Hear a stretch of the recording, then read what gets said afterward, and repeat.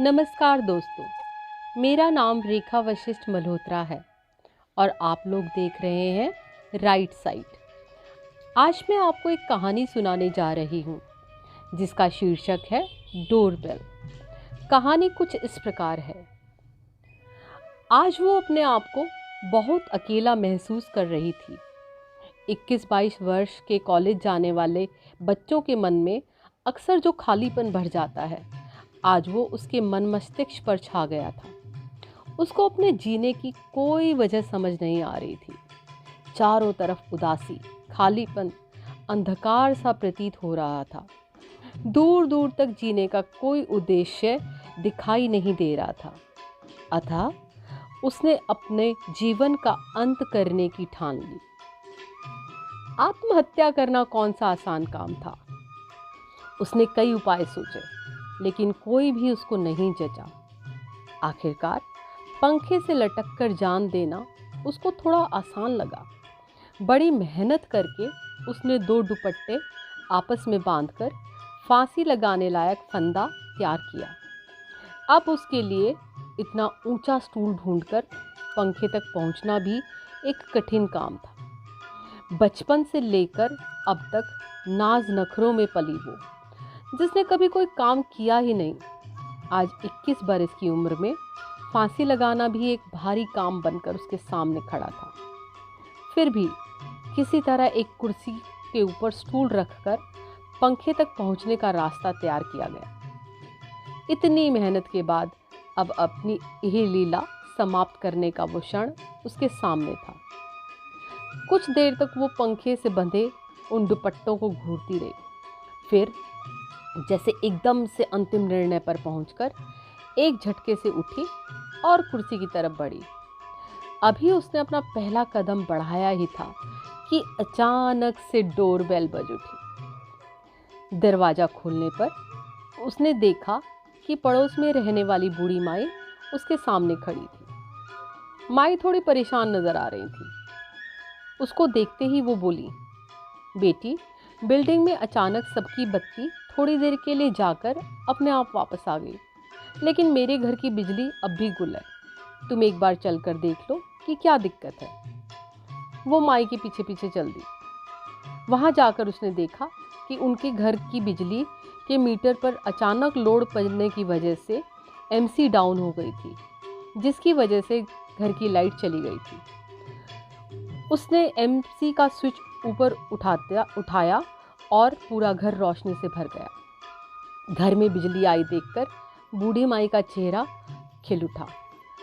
वो जबरदस्ती उसको अंदर ले आई और गरमागरम इलायची वाली चाय पिलाई। बूढ़ी माई का अपना कहलाने लायक कोई नहीं था। वर्षों पहले पति और बेटी की एक एक्सीडेंट में मृत्यु के बाद वो उस घर में अकेली रहती थी। फिर भी उनको कभी किसी ने उदास नहीं देखा। वो हमेशा खुश रहती थी। उसको माई से बातें करते करते इतनी देर हो गई कि आत्महत्या करने का उसका दृढ़ निश्चय अब उतना दृढ़ नहीं रह गया था। वो थके कदमों से चलती हुई अपने घर पहुंची और सोफे पर लेट गई।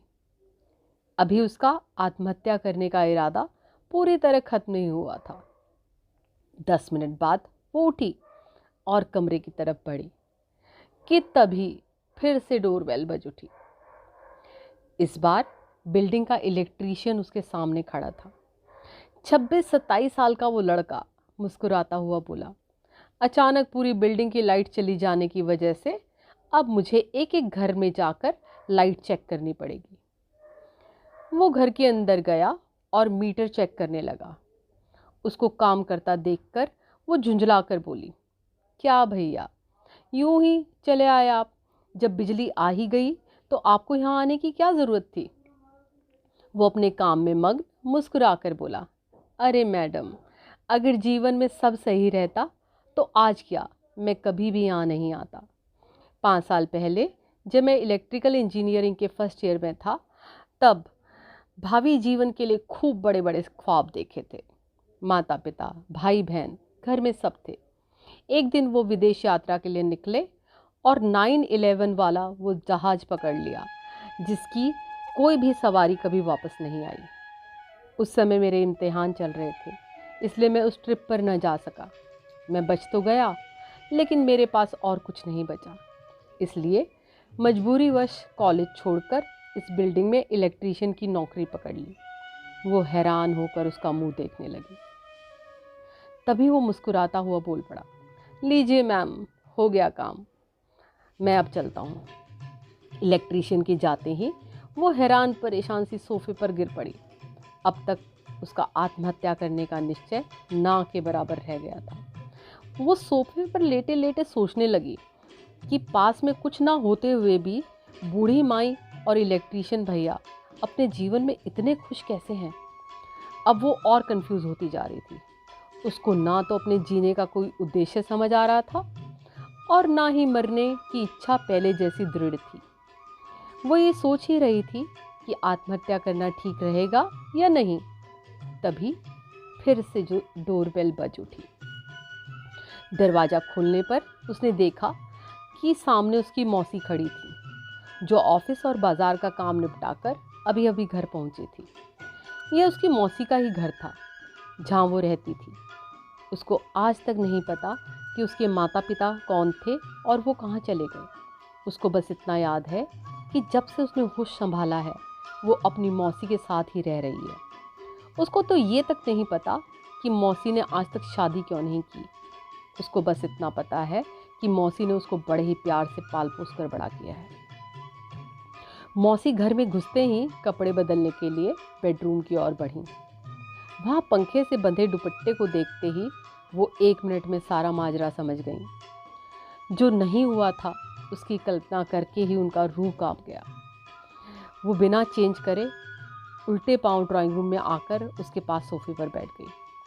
उन्होंने उसके मुरझाए चेहरे को देखा और उसका सिर अपनी गोद में रखकर प्यार से अपना हाथ उसके बालों में फिराने लगी।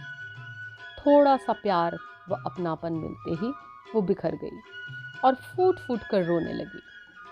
मौसी ने उससे कुछ नहीं पूछा। थोड़ी देर तक उसके बालों में यूं ही हाथ फिराकर वो बोली, अभी तुम जाकर नहा लो, तब तक मैं गर्मा गर्म कॉफ़ी बना कर लाती हूँ।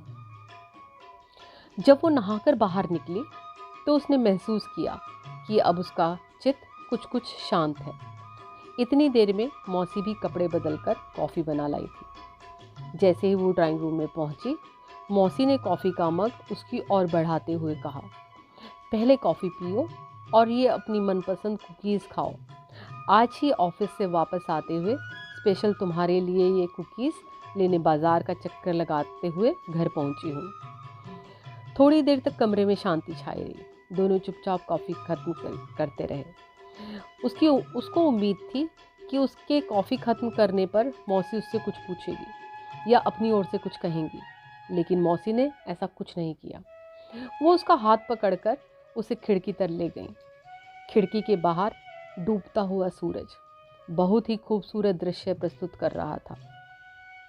सूर्यास्त के दृश्य को देखकर मौसी बोली, जानती हो, हर सूर्यास्त एक नए सूर्योदय का पैगाम लेकर आता है। उसने मौसी की ओर देखा। मौसी भी उसे ही देख रही थी। दोनों की नज़रें मिली और दोनों मुस्कुराने लगी। धन्यवाद। दोस्तों, आत्महत्या अक्सर बहुत ही छोटे कारण से होती है। अगर उस समय व्यक्ति को थोड़ा सा समय मिल जाए तो उसका आत्महत्या करने का कारण समाप्त हो जाता है। इसलिए कहना चाहूँगी, काश हर अनहोनी से पहले ऐसे ही घंटी बज जाए और वो खतरनाक घड़ी टल जाए। दोस्तों, फिलहाल के लिए इतना ही। अगली बार इसी कड़ी में एक और प्रेरक कहानी के साथ आपके सामने उपस्थित होंगी। तब तक के लिए नमस्कार। जय हो।